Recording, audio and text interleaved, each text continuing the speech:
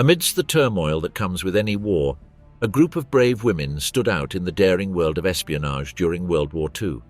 Most of them, whose lives were marked by danger and betrayal, came from Nazi-occupied countries such as France, Belgium and Poland, and played crucial roles in obtaining vital information for the Allies. Using strategies of seduction and cunning, these spies managed to infiltrate enemy ranks, gaining the trust of German officers and obtaining military secrets. Nancy Wake, for example, became a legend by sabotaging German operations, while Virginia Hall, with her prosthetic leg, was considered one of the most dangerous agents by the Gestapo. However, the price of their bravery was high. Many were captured, tortured, and faced brutal fates in concentration camps. Let's look in more detail at what happened with the latter. Secrets and strategies. How espionage transformed the course of World War II. World War II transformed the landscape of intelligence and espionage on a global scale. During this conflict, the gathering of insider information played a crucial role in strategic and military decision-making. Many countries have implemented espionage operations with the aim of gaining advantages over their adversaries. In this context, neutral Switzerland emerged as a hub for intelligence activities, while both men and women challenged social and political norms by playing pivotal roles in this field.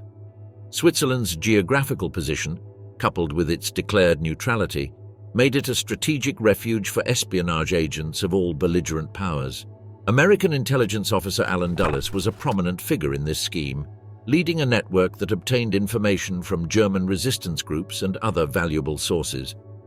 At the same time, the Soviet Union also used Switzerland as a base for its intelligence operations, setting up secret radio stations and sending agents to gather information about Adolf Hitler's plans. The activity of the intelligence services was not limited to the Allies. German agents also operated in Switzerland, trying to transmit crucial information to the Nazi regime. The use of advanced technologies and intelligence-gathering techniques characterized espionage during this era. The Germans relied on encryption devices such as the Enigma machine, whose cracking by Allied mathematicians such as Alan Turing represented a turning point in the conflict. Furthermore, operations such as Carpetbagger, carried out by the United States, demonstrated the ingenuity and risk associated with espionage missions. In these missions, planes dropped agents and materials behind enemy lines, facing capture or death if discovered. The consequences of espionage during World War II were significant. In Switzerland, more than 900 people were convicted of espionage, and several of them faced execution. However, intelligence operations impacted both military and political decisions, shaping the overall course of hostilities. Within the world of espionage, women played a notable role, bringing unique skills and innovative strategies. Their contributions, often overlooked, were decisive for the success of various operations. As knights were sent to the front, they began to occupy positions previously considered exclusively male, including espionage. The reasons for recruiting ladies as spies during the conflict were diverse. The female ability to act discreetly was one of the most notable aspects. They took advantage of gender stereotypes and social expectations of the time to infiltrate enemy environments without arousing suspicion. One of the most important was their ability to remain inconspicuous. The social expectations of the time allowed them to access spaces and establish relationships that were inaccessible to men. For example, their traditional role as housewives or ladies provided them with ideal cover for infiltrating enemy circles and obtaining valuable information. An emblematic example of this point is the American Virginia Hall. Despite losing a leg in a hunting accident, which left her with a lifelong disability, she did not let this limit her ambitions. Her story as a spy begins in 1940, when she joined the British Secret Service, after being rejected by the American government due to her physical condition. Upon arriving in Europe, she adopted several aliases, Germaine being one of the best known. A year later, she was parachuted into occupied France with the mission of gathering information on German troops and establishing contacts with the resistance. From the beginning, their focus was clear: to create a clandestine network that could operate effectively against the Nazis. The Gestapo soon became aware of the threat he posed, even publishing posters with his portrait and warnings about his danger. Despite being known as the Lame Lady, her disability did not prevent her from carrying out risky missions. Under his leadership, operations were carried out to bomb Nazi military installations and dismantle vital infrastructure for the German army. Her luck changed when she was finally discovered and had to flee to Spain, crossing the Pyrenees with great difficulty due to her disability. Upon reaching the Spanish border, she was arrested for entering without a visa and spent 6 weeks in prison until the US Embassy managed to free her.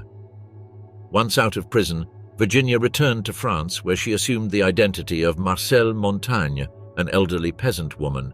This new cover allowed her to continue her vital work for the rebels without raising immediate suspicion. During this time, he gathered critical information on German movements and organized resistance groups to carry out acts of sabotage just before D-Day. After the war, Hall was one of the first women to work for the Office of Strategic Services, the forerunner of today's CIA.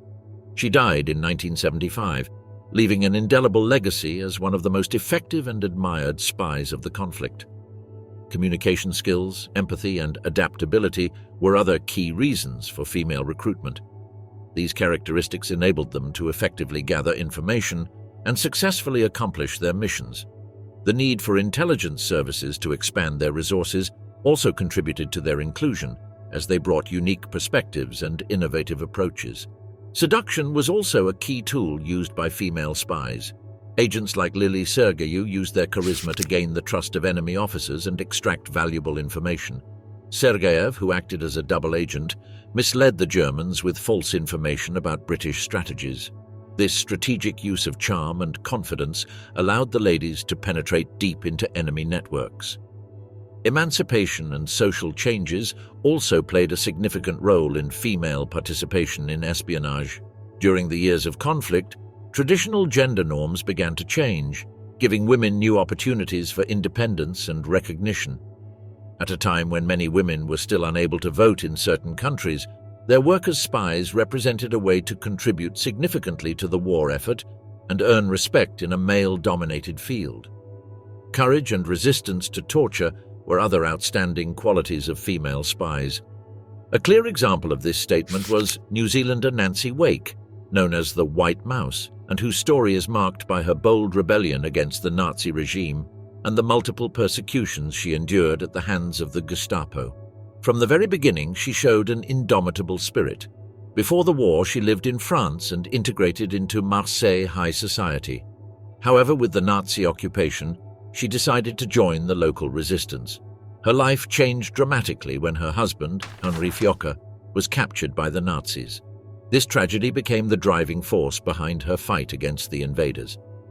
In 1943, the Gestapo put a price of 5 million francs on her head, making her the most wanted agent of the Third Reich. Despite the constant danger, Nancy continued to operate in that country, using her wits and skills to evade her pursuers.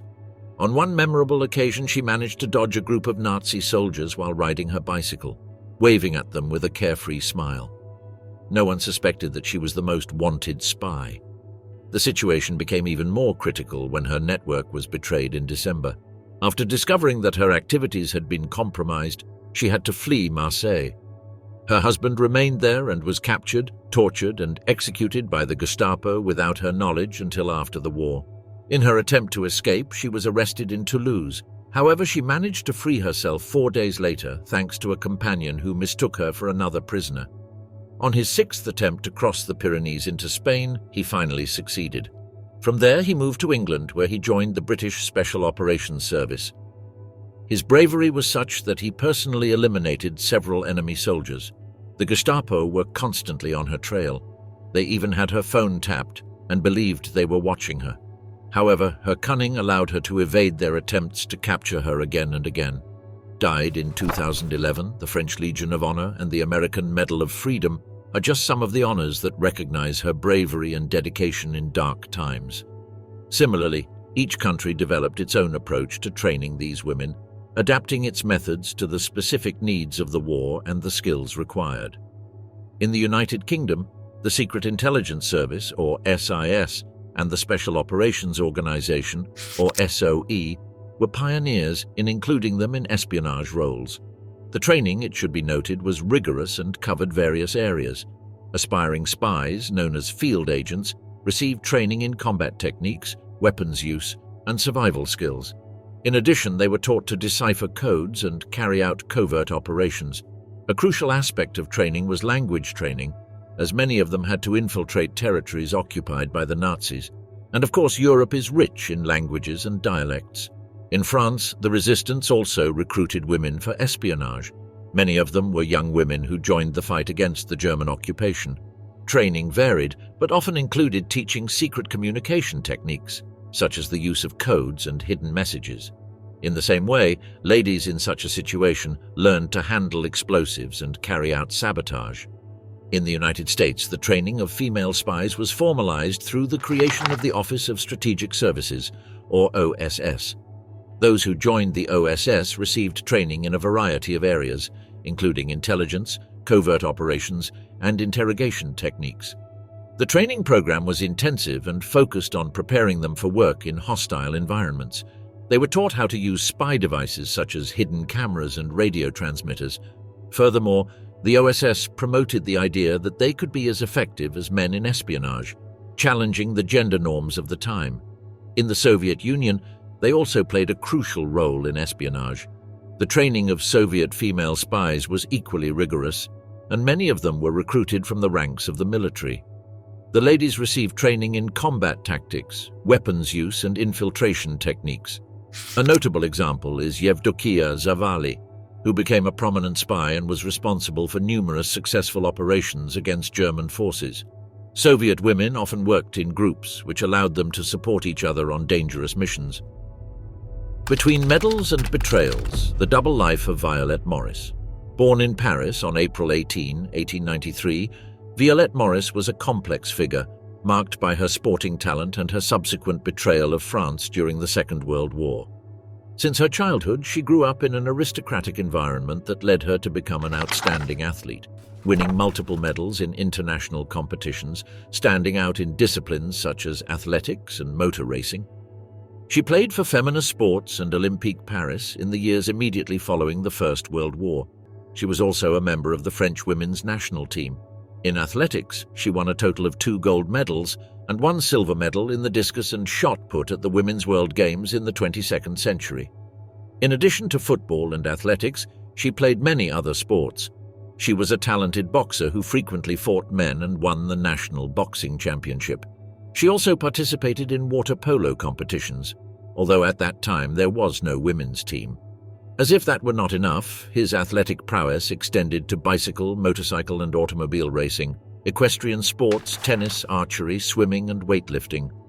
Violette's previously prolific competitive career was overshadowed by her unconventional lifestyle and refusal to conform to societal norms.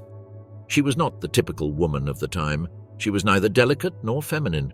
She was tall and strong, muscular, tough, and had an intimidating look. She occasionally dressed in masculine clothing. Her short hair did not help her to conform to gender stereotypes. She was a heavy smoker and drinker and passionate about motor racing, not to mention that she never hid her lesbianism. After these incidents, he gave up his aspirations to participate in major competitions and devoted himself exclusively to car racing for a time. However, his life took a drastic turn when he became a spy for the Nazi regime. Morris's transition into espionage began in 1936, when she was invited to the Berlin Olympics. The invitation was not extended by just anyone. It came from the Chancellor, Adolf Hitler. This gesture could be interpreted as a form of validation by the system implemented in Germany of her identity and capabilities. While there, she became captivated by Nazi propaganda and the ideology of the regime. This event marked a turning point in his life. From that moment on, he began collaborating with the Sicherheitsdienst, the SS intelligence agency. His motivation for joining the Nazis is a matter of debate. A first consideration suggests that she may have had a need to feel valued and important after being rejected by her native France, which she found in her collaboration with the Nazis. Although there is no evidence that she had any ideological motivations prior to joining the cause of the Third Reich, it is believed that she was attracted by the authoritarian structure of the Nazi regime. It is also suggested that he may have seen an opportunity to use his skills in a new context, gaining some social status in the process. As a spy, he received training in espionage techniques and put to good use the skills he acquired during the First World War. Her experience as an ambulance driver, her optimal athletic physical condition, and her knowledge of weapons allowed her to move with ease and obtain valuable information. He provided the Nazis with details about French defenses, including plans for the Maginot Line and military strategies relating to Paris. This information was crucial to the success of the German invasion in 1940. Morris did not merely collect information, he always played an active role in suppressing resistance in his homeland. She infiltrated various opposition groups and became an interrogator for the French Gestapo known as Carling. In particular, she was subordinate to Helmut Bohn, the commander of the security police in Paris. His strong and determined nature, combined with his imposing physique, allowed him to excel in these roles. His sadism during interrogations is said to have been remarkable, earning him the nickname the hyena of the Gestapo. This dark aspect of his personality was a factor that contributed to his notoriety and the fear he inspired among those he interrogated. In contrast, her actions were not without risk. Violette lived constantly under the threat of discovery by rebel or Allied forces. The end of Violette Morris came on April 26, 1944. She was said to be in a car with several other people, including 2 children. While driving on a rural road in Normandy, their vehicle was stopped by an act of sabotage by the resistance. Its members had previously sabotaged the engine to stop them. When the vehicle stopped, they were attacked and shot at by rebel fighters. She and the other inmates were killed. Despite her efforts to collaborate with the Nazis, her betrayal did not go unnoticed among her compatriots, who eventually considered her a traitor. She is said to have been captured and executed without mercy, a fate that reflects the hatred towards those who chose to collaborate with the enemy during such dark times. After his death, his body was taken to a morgue, where it remained unattended for several months. She was eventually buried in an anonymous mass grave, probably in the Le Pin cemetery in Calvados. The Princess of Manchukuo: Intrigue, Espionage, and the Tragic Destiny of Yoshiko Kawashima. Born on May 24, 1907 in Imperial Beijing, Yoshiko Kawashima was an enigmatic and complex figure in the history of World War II. Her birth name was Aisin Jioro Xianyu, and her courtesy name was Dongzhen, meaning Jewel of the East. Another name she was known by was Jin Bihui. She was the daughter of a Manchu prince of the Aisin Jioro clan and a Chinese concubine. Her life was marked by cultural duality and the search for identity. From a young age, she showed a strong character and was quite ambitious. Due to the dissolution of the Qing dynasty, she moved to Japan, where she was adopted by a Japanese friend of her father and raised in an environment that fostered nationalism and loyalty to the emperor. However, his life took an unexpected turn when he went to Manchuria in the 1930s. At the time, the region was at the center of Japanese expansion, and the political situation was volatile. Kawashima, who had been raised in that culture, found herself at a crossroads between her Chinese roots and her Japanese identity. In 1932, Japan established the puppet state of Manchukuo, and she became a key figure in the regime's propaganda. Her beauty and charisma led her to be presented as the Princess of Manchukuo, a symbol of the union between Japan and Manchuria. She became a popular figure in the society of the archipelago. However, behind this facade hid a cunning and ambitious woman whose life took an unexpected turn when she joined the Japanese army in 1937. The Japanese invasion of China and the growing tension in the region led her to make a bold decision: to become a spy. Her desire to serve her adopted country and her personal ambition drove her to take on this risky role. Yoshiko became a spy for the Japanese military, taking advantage of her knowledge of Chinese culture and language. Her role was multifaceted. She became an intelligence agent, working for them to gather information about Chinese forces and their movements. His training was varied. He received instruction in espionage techniques, weapons handling, and combat tactics. In addition, his greatest strength lay in his ability to infiltrate social and political circles, using his charm, noble origins, and various persuasive skills to obtain valuable information. She possessed physical and personality characteristics that favored her role as a spy. Her exotic beauty, combined with her ability to adapt to different environments, allowed her to move easily among social elites and military circles. It cannot be denied that she was quite charismatic, capable of captivating those around her. One of the most intriguing aspects of her life as a spy was her relationship with the Japanese general Seishiro Itagaki, who supported her in her activities.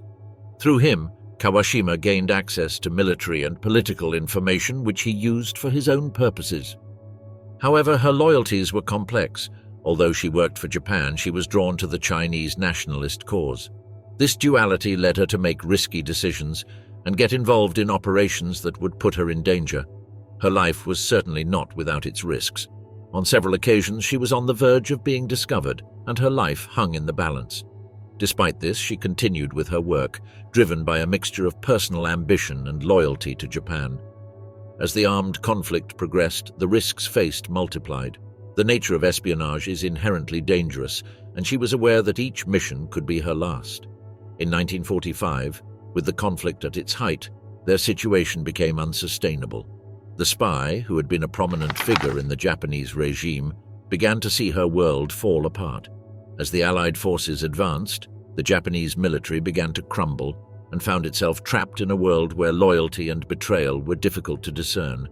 Finally, that same year, Yoshiko was captured by Chinese forces. Her arrest marked the end of her career as a spy and the beginning of a period of suffering. Likewise, their status and influence vanished ipso facto. Lineage and dynastic status no longer mattered. In fact, while in prison, Kawashima held out hope that her Japanese nationality would save her from execution. She wrote numerous letters to her adoptive father, asking for help and expressing her emotional turmoil. However, her pleas went unanswered, as her family feared repercussions for her ties to Japan during the war. Despite his efforts to appeal his sentence, the atmosphere of anger and retaliation against collaborators left little room for leniency. The opposite happened to what she expected. Her past as a spy and collaborator of the Japanese regime made her an easy target for justice. During her trial, she faced a court that accused her of treason and espionage. Her trial was highly publicized, and she was labeled a Hanjian, or race traitor, reflecting the intense public outrage against those who had collaborated with the occupation forces. Despite his attempts to defend himself, his fate was sealed. Yoshiko Kawashima's end was tragic and symbolic of the complexity of her life. In 1948, she was sentenced to death.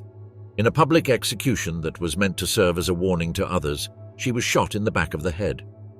The method chosen for his physical disappearance left his face unrecognizable. After his execution, his body was publicly displayed to emphasize the consequences of treason against the nation. The body was collected by a monk from the archipelago to be cremated. The remains were later returned to his adoptive family and finally buried at the Shorinji Temple, located in Matsumoto, Nagano Prefecture, Japan. Hannie Schaft's last shot, courage and sacrifice in times of war. Janetje Johanna Schaft, better known as Hannie Schaft, was born on September 16, 1920 in Haarlem, or perhaps the following year. The exact year of this event is not very clear. What can be said is that he became one of the most emblematic figures of the resistance movement in the Netherlands during the Second World War. From her youth, she displayed a strong sense of justice and a desire to help others, which led her to become actively involved in the insurgency movement as anti-Semitic policies intensified in her country. In 1942, while studying law, she began to actively work with these movements. Her decision to become a spy and guerrilla fighter was driven by the cruelty of the German occupation and the persecution of the Jews. Her role as a spy was multifaceted. She became a field operative, responsible for gathering information on German activities and organizing rebel actions. His training was largely self-taught, as he joined at a time when the need for action was urgent. He learned to move underground, use weapons, and carry out sabotage operations. As anti-Jewish measures became more severe, she devoted herself to helping her Jewish friends, providing forged documents and organizing hiding places to protect them from persecution. Together with the Oversteegen sisters, Truus and Freddy, she participated in acts of sabotage, distributed illegal newspapers, and carried out attacks targeting German soldiers and regime collaborators. Her bravery and commitment led her to become a leading figure in the Dutch resistance. Schaft became known for her daring missions.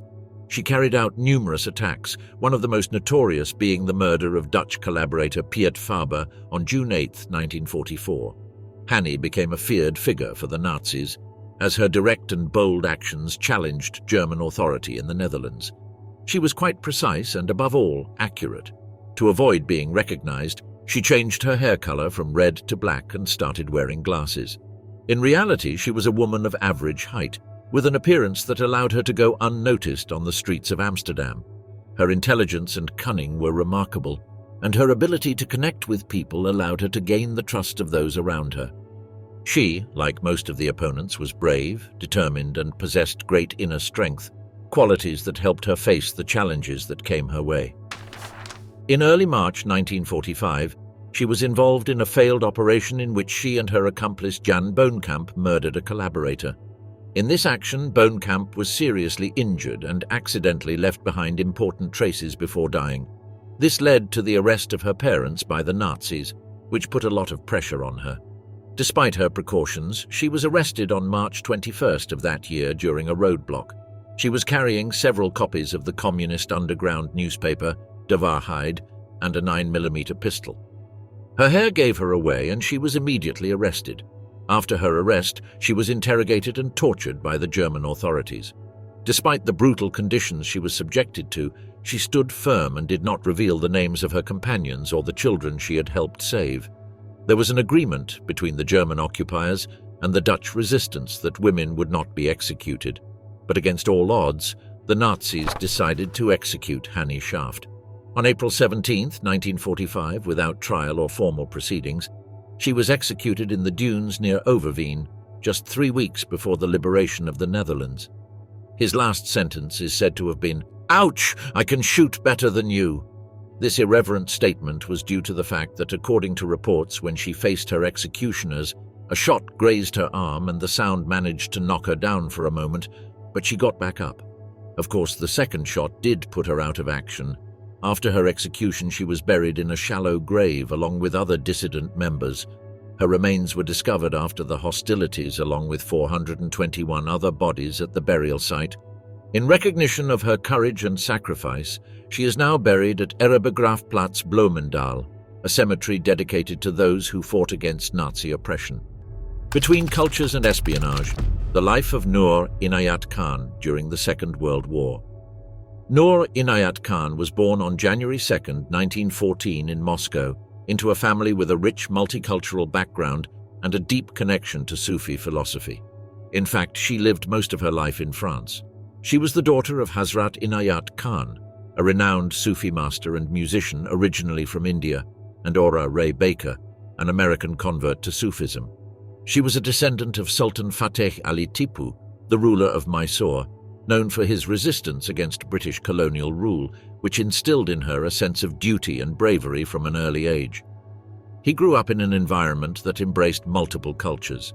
To be specific, he had Indian, American, and European influences, which allowed him to develop a deep appreciation for inclusion and interfaith dialogue. From a young age, Noor showed an exceptional talent for music and writing, but her life took an unexpected turn with the outbreak of World War II. The German invasion of France led her to make a decision that would change her life forever. The occupation was a catalyst for her. Although her life in Paris was peaceful and creative, the brutality of the conflict had a profound impact on her. She, who had grown up in an atmosphere of peace and spirituality, felt driven to action. His fluency in French and advanced signaling skills caught the attention of the SOE, leading to his recruitment in late 1942. His decision to become a spy was motivated by a strong sense of duty and justice, as well as his desire to fight oppression. Her role as a spy was crucial. In June of the following year, she became the first female radio operator under the code name Madeleine, sent to occupied France, a crucial position for communication between that country's resistance groups and the British command. Her training for such a task was intense and rigorous. Noor received training in espionage techniques, weapons handling, and, most importantly, in the use of radio equipment. He learned how to transmit coded messages and operate under high-pressure conditions. Her ability to adapt and learn quickly made her an ideal candidate for the job that awaited her. She also had physical and personality characteristics that favored her role as a spy. She was small in stature, which allowed her to go unnoticed on the streets of Paris. Her exotic appearance, with Indian features and a delicate beauty, gave her an air of mystery that could be both an advantage and a risk. Furthermore, her kind demeanor and willingness to connect with people allowed her to gain the trust of those around her. She was brave, determined, and possessed great inner strength, qualities that helped her face the challenges that came her way. Among his most notable operations is his work with the insurgent network known as Prosper. Noor was responsible for transmitting vital information about German troop movements and clandestine activities. Her bravery and commitment led her to be recognized as one of the SOE's most effective operatives. However, the risk of being captured was always present. This lady knew that every mission could be her last, but her sense of duty kept her moving. In fact, the Gestapo began arresting members of his network shortly after his arrival, but he continued to transmit messages throughout the summer of 1943. Eventually, his luck changed. Tragically, the operations came to an end when she was betrayed by a member of the French cause in October. Like her comrades, she was captured by the Gestapo. She was taken to the Gestapo headquarters at 84 Avenue Foch in Paris. Although she managed to boldly escape from there, she was quickly recaptured and subjected to intense interrogation. During his interrogation, he is said to have refused to reveal any information about his colleagues, embodying the Sufi ideal of self-sacrifice for a greater cause. Her bravery and loyalty were admired by those who knew her, and her opposition became a symbol of the fight against oppression. The Gestapo had already gathered critical information from his notebooks, which contained codes used to communicate with the Directorate of Special Operations in London. His arrest marked the beginning of a period of suffering and endurance. She was transferred to several prisons, including Karlsruhe and Pforzheim in Germany. During her imprisonment, she endured harsh conditions, including solitary confinement, shackling, and torture. The latter was because, according to contemporary reports, she was labeled a dangerous prisoner. Noor Inayat Khan's end was tragic. On September 12, 1944, she was transferred to the Dachau concentration camp in Germany, along with other female agents. Upon her arrival, she was violently attacked by the guards. Despite her bravery, her fate was sealed. The next day, she was executed by firing squad in the countryside. She was only 30 years old. His last reported words were, "Freedom." His body was later cremated at the camp crematorium. His death was a devastating blow to the resistance and to all those fighting against the Nazi regime. In 2006, she was posthumously recognized for her bravery and awarded the Queen's War Medal for her service with the SOE. His name has also been inscribed on the Spy War Memorial at the War Museum in London, which honors those who risked their lives in the fight against fascism. Andrée Borrel, the Lady of the French Resistance and her last battle. Andrée Borrel was born on November 18, 1919, in the town of Bécon-les-Bruyères. From an early age, Andrée showed an independent spirit and strong determination. Likewise, she was almost always exposed to an environment marked by social injustice, which deeply influenced her political opinions and led her to become involved in the opposition to the Nazi occupation of her country. His life changed dramatically with the arrival of World War II and the Nazi occupation of France. As the local situation deteriorated following the German invasion, she joined the resistance, becoming an active member of the group Francs-Tireurs et Partisans, Main-d'œuvre immigrée, or FTP-MOI, which was composed of a mix of immigrants and socialist activists. This group was known for its militant actions against the occupying forces and the Vichy regime. In his early years of engagement, he took part in various operations aimed at disrupting the German war machine. This included attacks on military installations and the gathering of information that would be vital to the Allies. He learned through experience how to operate clandestinely, communicate securely, and carry out operations under high-risk conditions. Her ability to adapt and learn quickly made her a vital member of the cause. His role in organizing acts of sabotage and recruiting new members for the insurgency movement was fundamental. She stood out for her ability to mobilize others and for her dedication to the cause, which made her a prominent figure within the FTP-MOI. The Prosper Netzwerk, in which Andrée played a central role, focused on carrying out acts of sabotage and gathering information on German troop movements. One of the main tasks of the Prosper Netzwerk was to obtain data on the positions and activities of German forces, which was then transmitted to the Allies to aid in strategic planning. Borrel and his comrades carried out numerous sabotage actions, including attacks on trains, bridges, and other infrastructure critical to the German war effort. These operations were designed to disrupt the supply and mobility of German troops, thereby weakening their combat capability. Andrée was known for her ability to infiltrate enemy territories and gather intelligence. She used her knowledge of local geography and contacts within the population to move undetected. She carried out secret missions in heavily guarded areas, where she risked capture in order to obtain information about German positions. During these missions, he also managed to recruit new members for the movement, convincing young men and women to join the fight against the occupation. Collaboration with other organizations was a crucial aspect of their work. He worked closely with different groups to develop coordinated strategies against the occupying forces. This cooperation was essential to the success of many of the Prosper Netzwerk's operations, as it allowed for better planning and execution of subversive actions. On the other hand, it should be noted that the situation was becoming increasingly critical for her and her colleagues. As the Gestapo intensified its efforts to dismantle such organizations, infiltration by enemy agents became a constant threat. Distrust and fear of betrayal began to affect the cohesion of the movement, leading to a series of arrests and the loss of key leaders. Despite these challenges, Borrel continued to fight for the cause, demonstrating an unwavering commitment to freedom and justice. Just days into Operation Overlord, she was captured by the Gestapo during an operation in which she was trying to establish contact with other members of the resistance. The exact circumstances of her arrest are not fully documented, but it is believed that she was betrayed or discovered due to surveillance by the German authorities.